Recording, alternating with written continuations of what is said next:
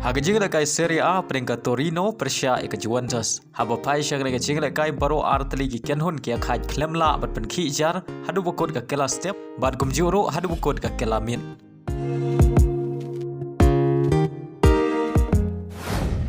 Haga jing lekai Primera Division ha peringkat Barcelona Persia ke Villarreal. Haga lekai jing lekai githe lekai jong ka Barcelona kelala bat pen limsuk ya githe lekai jong ka Villarreal hadu san lakawai. Haga jing lekai MLS ha peringkat Kansas City Persia ke kenhun Lionel Messi ke Inter Miami. Haba pai syang lekai jing lekai ke Kansas City kalayo bat pen jar nengkong tang haga minit ke ban riu lengbau Tommy. Badai haga minit ke bakat pra ke Inter Miami kalayo ban tap ya ke kulpen ya khai lengbau Gomez. Bad hadu bukod ke kela step baro artli kenhun kia khai da marshi gol.